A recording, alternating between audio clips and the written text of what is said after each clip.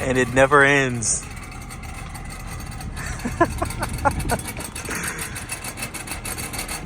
We all know what that is. Maybe it's just time for another exhaust. And if you don't know what that awful sound is, let me explain. Modern BMWs have valve-actuated exhaust from factory. There's a valve flap inside the muffler that's closed to be quiet like in comfort mode, and in sport mode, it opens up to let the exhaust be louder and less restrictive. The exhaust valve and the actuator are connected by a small bowspring. This spring puts tension on the valve and makes it open and close when the actuator tells it to. After many miles of driving and also going back and forth from comfort to sport modes, that tension causes the spring to break and fall out of place. The lack of tension from that missing spring allows the valve flap to rattle inside the muffler pipe, and that's that terrible sound you hear. So, let's get that fixed. And this is the part we're going to use to replace. Fortunately, I actually already had this from when I had my 328 GT that the same thing happened. So I actually never got it fixed on there. Back when I was less mechanically inclined, my mechanic friend just actually zip tied it and it stopped rattling and we kept it moving. So I have the piece. I got this from the BMW dealership. Part number is right here. This 90-degree side goes in the actuator and this shorter side of the hairbow side goes into the valve.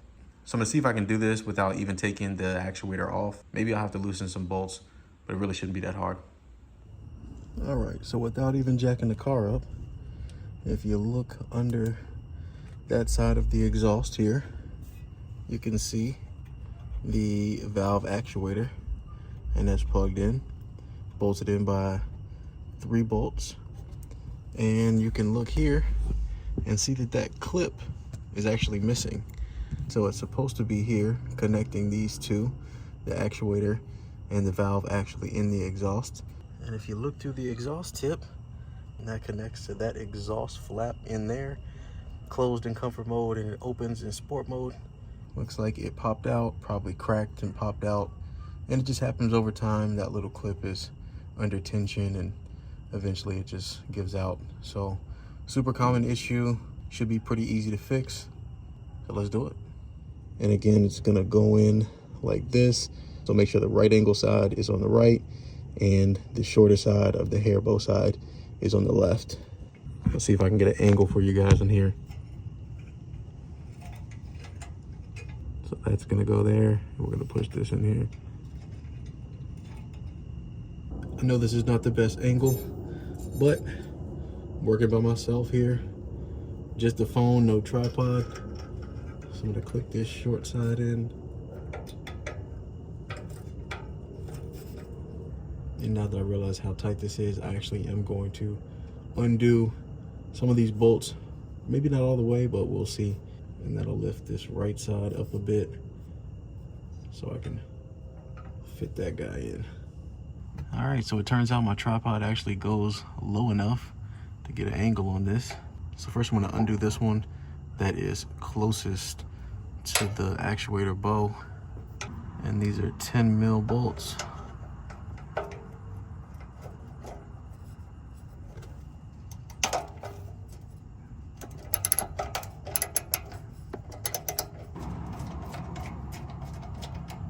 I'm gonna take this one all the way out. There we go. Now let's loosen the others. Pretty tight in here, so you definitely want a low profile socket if you have one. I'm gonna leave a few threads on this one. Loosen the other one. And these are not on tight at all. All right, took that one out too. All right, so see, we still got this one threaded, but as you can see, I got a lot of room to put the bow in now. So let's try to move this like that. And I'm gonna be putting this side in the valve, and that's in. And then let's try to put the valve back in place while we hold the bow. Almost. Now let's try the other way. Let's try the actuator side first. Okay. then see if I can get the bow side in. And then let's see if I can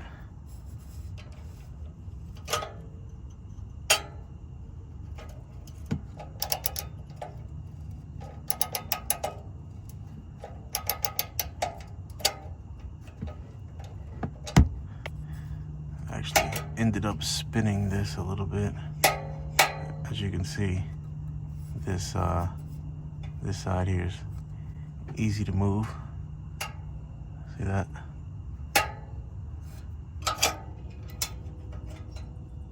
Let's see if tightening this bolt just completely sets it into place.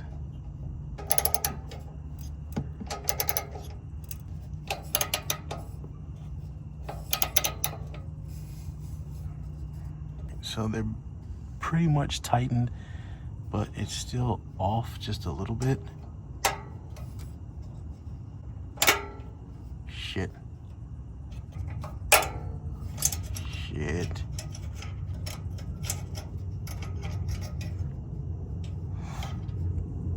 And after several failed attempts, struggling with that spring for over half an hour, I finally realized exactly what I needed to do.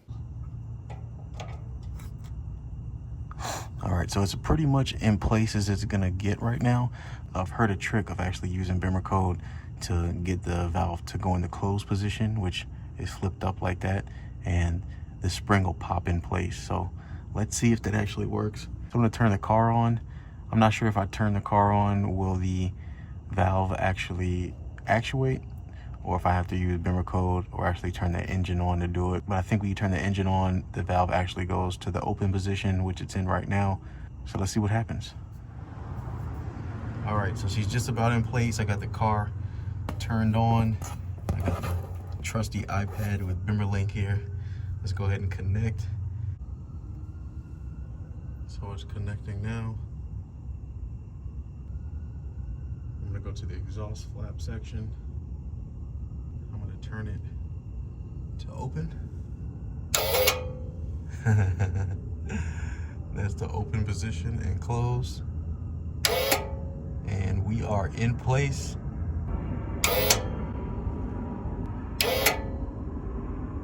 I'll go ahead and demonstrate what it looks like inside the exhaust tip.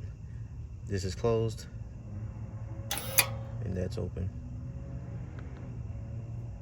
Closed and open, just like that. Now let's start this baby up. Make sure we don't have no rattles.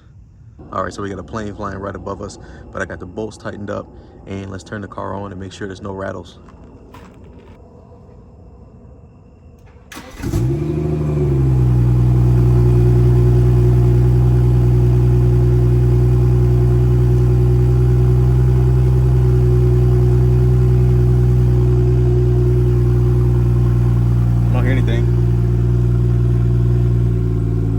Exhaust flaps closed.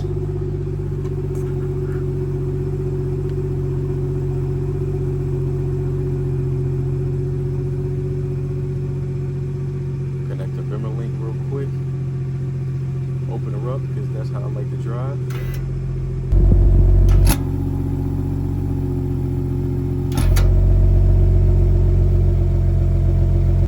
And that's what I like to hear.